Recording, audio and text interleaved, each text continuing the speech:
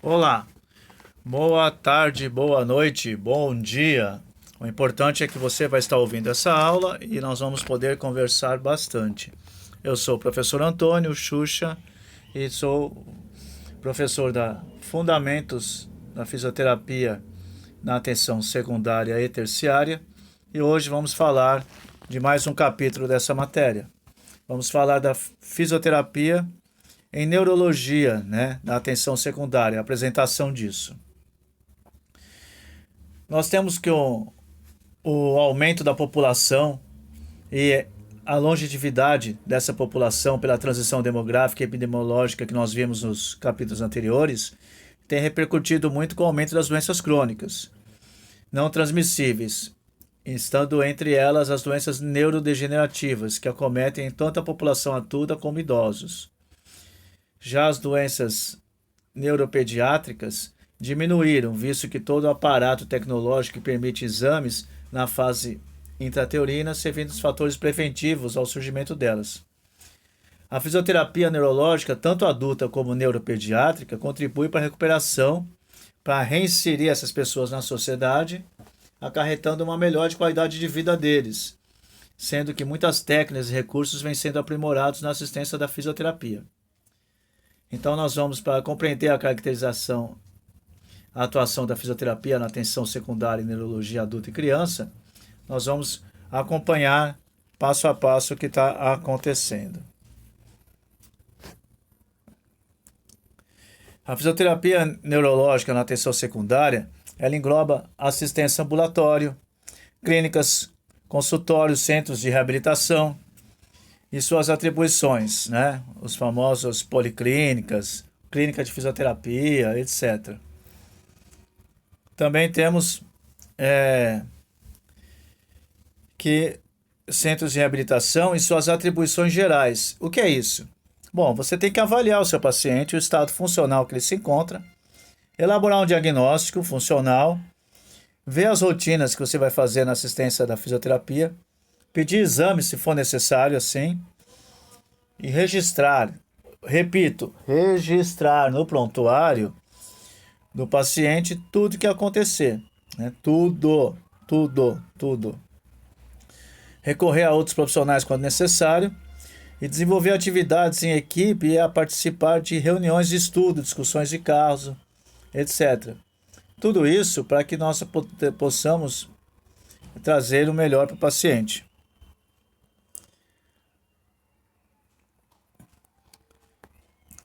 O sistema nervoso central, ele é dividido, né? O sistema nervoso é dividido em central e periférico.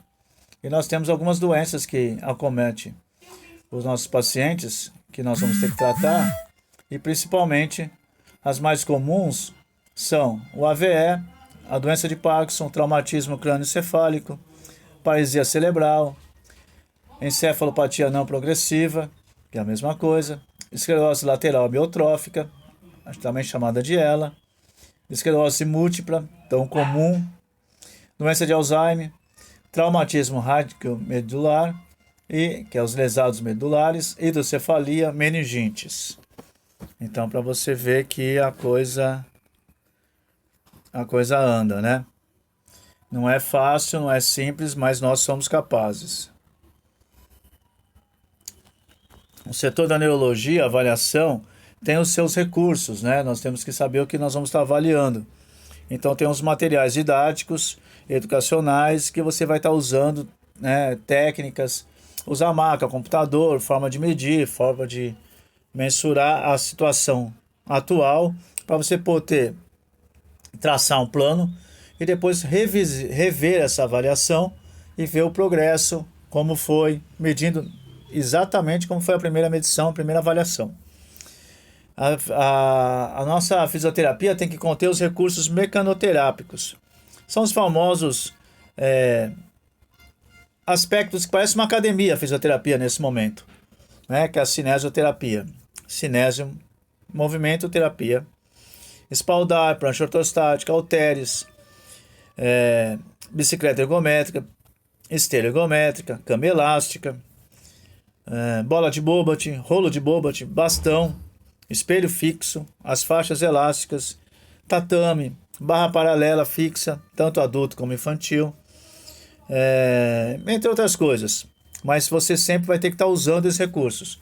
O importante é saber usar os recursos, né? Os recursos, o próprio nome já fala, recursos. A capacidade do fisioterapeuta avaliar, traçar os objetivos, usar os recursos, tendo em vista qual é o seu objetivo. Eu quero trabalhar equilíbrio, eu posso usar prancha, balancinho, colchonete, ficar no pé só. Não importa, eu tenho um objetivo, né? Melhorar o equilíbrio desse paciente. Nós também temos o que chamamos de DAN, dispositivos para auxílio da marcha, que ajuda aquela pessoa que não consegue andar sozinho, certo? Muleta axilar e a canadense, andador, cadeira de rodas. Ainda se usa muito a eletroterapia. E aí você vai entrar com o TENS e o FES. O TENS é neuroestimulação elétrica transcutânea e o FES estimulação elétrica funcional. E a famosa e não menos conhecida, a corrente russa.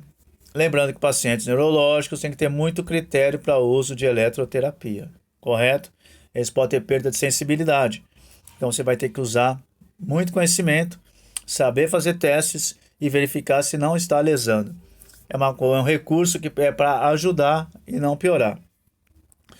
Recursos termoterápicos, que são os famosos quente e frio, né?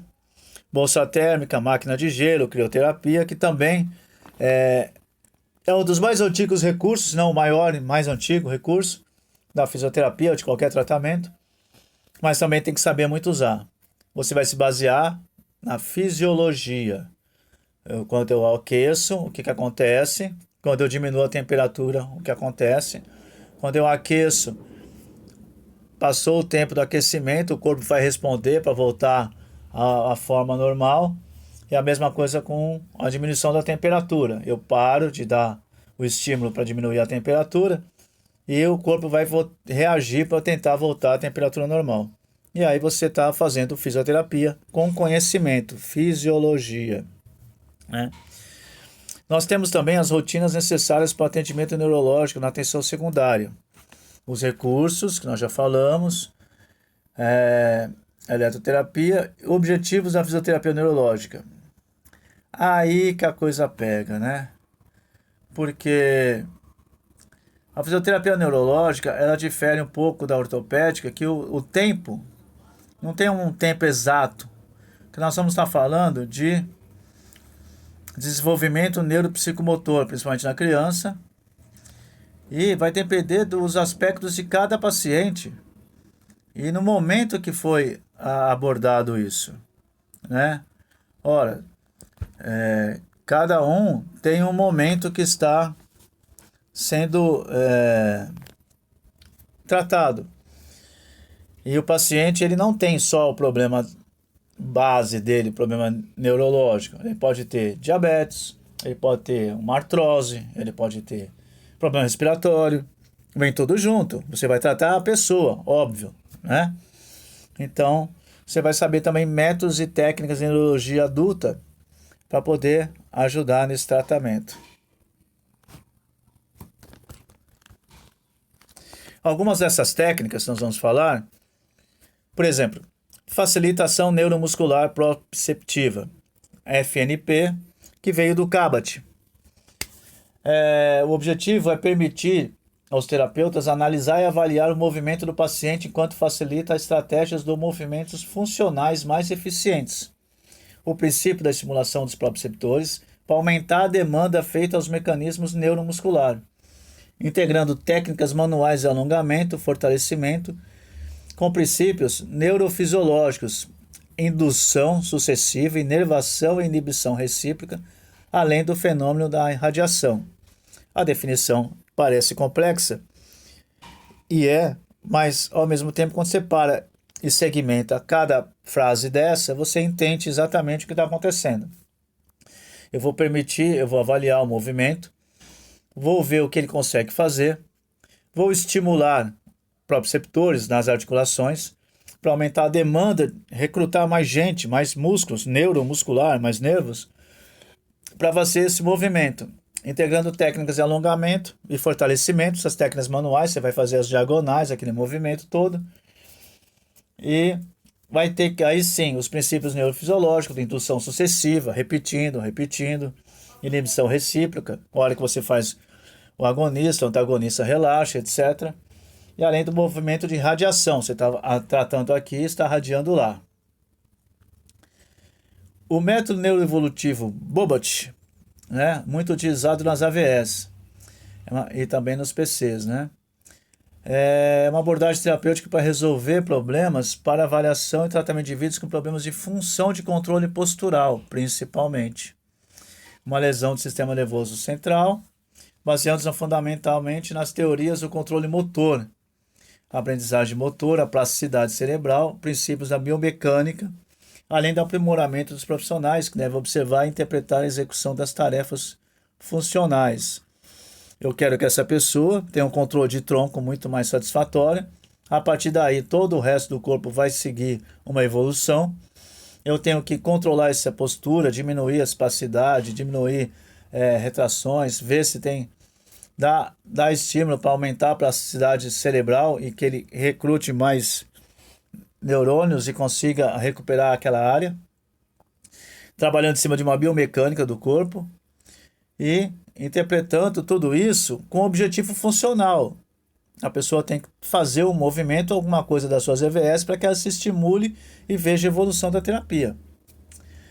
Já a TCI, que é a terapia por contenção induzida, é uma intervenção comportamental e realiza a partir do protocolo terapêutico 3 componentes: treinamento intensivo orientado à tarefa, métodos comportamentais para a transferência e restrição do membro superior menos afetado e restrição do membro superior, né? A transferência e a restrição.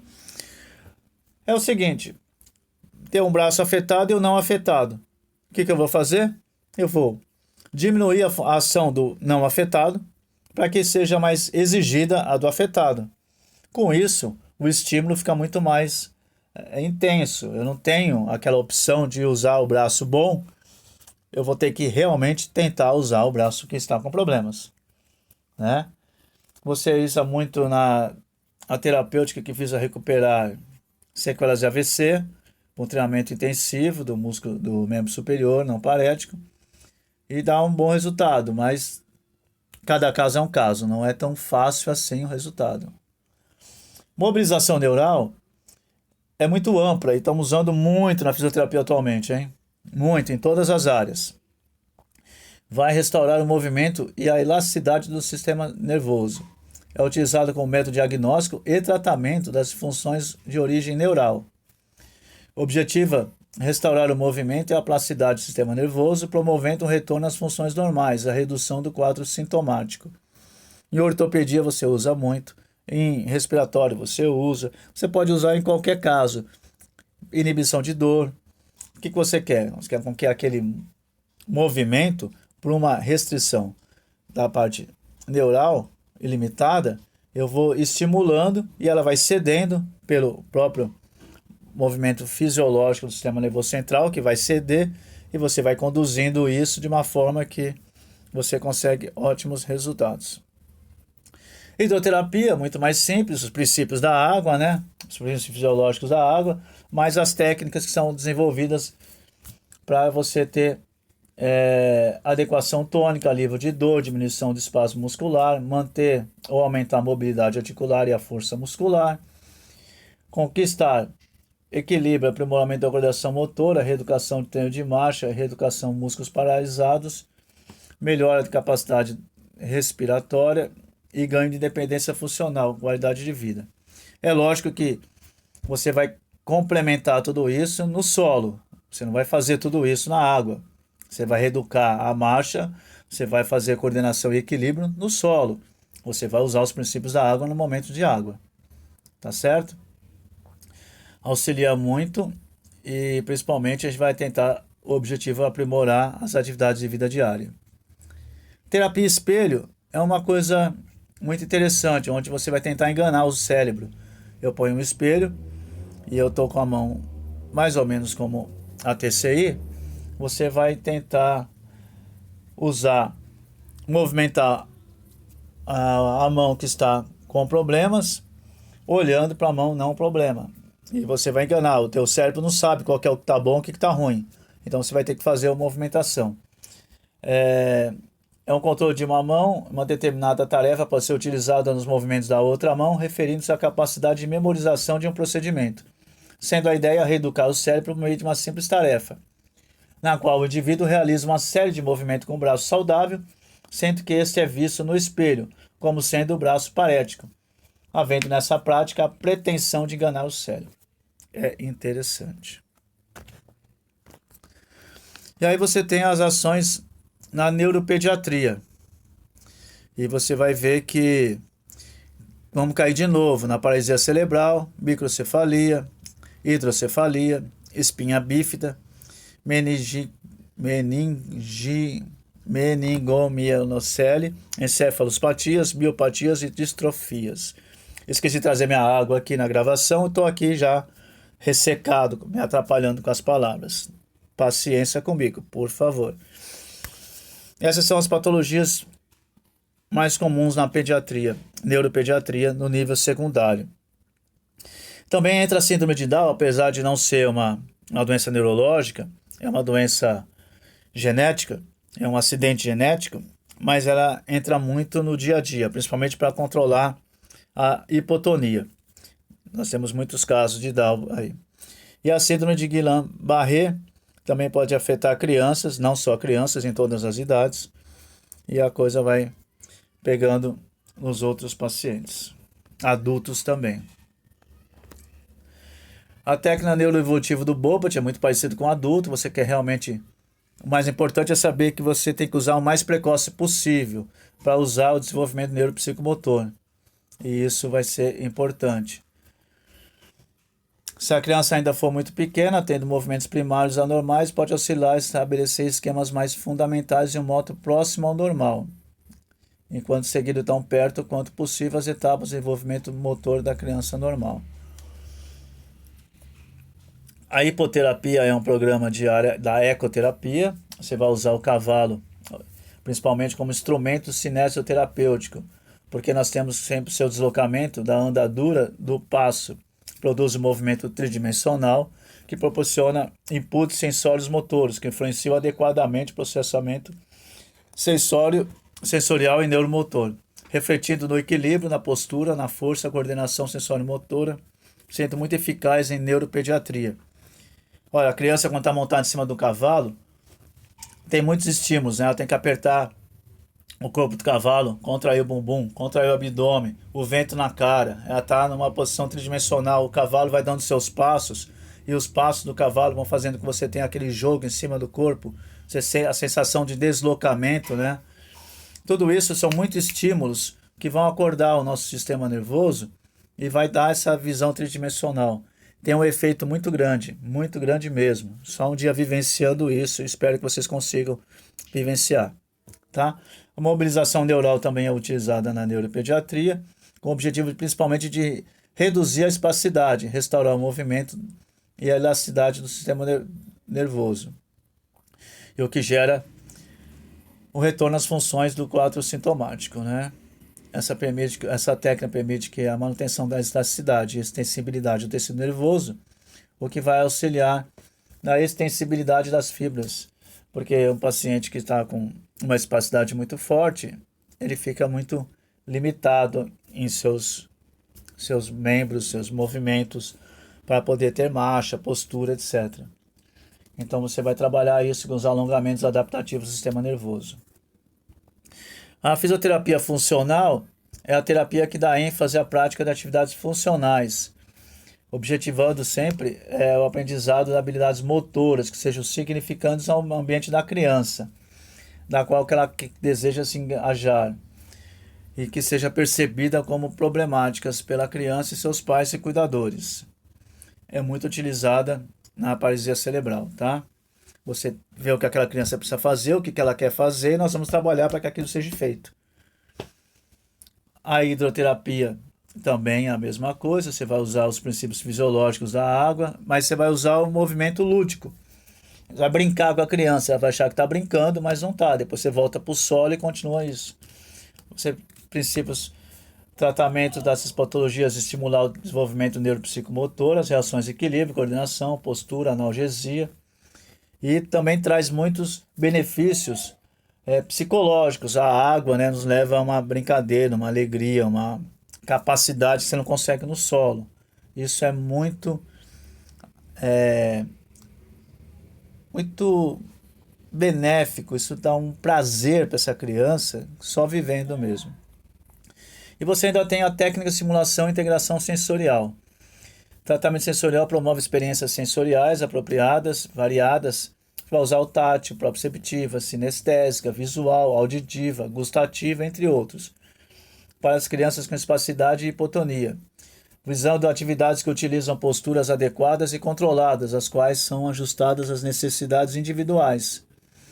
Então você vai ver a limitação e o grau que ela tem, a limitação motora, visual, proprioceptiva e cognitiva, com o objetivo de possibilitar ela receber o máximo de informações sensório-motoras e poder aumentar esse nível de função, alerta, né, estar interesse e participativa. O objetivo dessa integração, quanto à reabilitação, é favorecer o desenvolvimento da sensibilidade corporal para a diferenciação de suas partes, limites e possibilidades, e também regularizar o tônus. Aquela criança que tem uma série de dificuldades, você vai tentar estimular e que ela sinta, né, uma série de coisas. Bom, é isso. Eu acredito que vocês tenham um bom aproveitamento, estou à disposição. É muita coisa, vamos estudar. O momento é crítico, mas dá para alcançar os nossos objetivos, ok? Vamos estudar, vamos nos formar, vamos ter toda essa capacitação dessa disciplina e de todas as outras. Leia o AVA, faça os exercícios e até a próxima aula. Muito obrigado.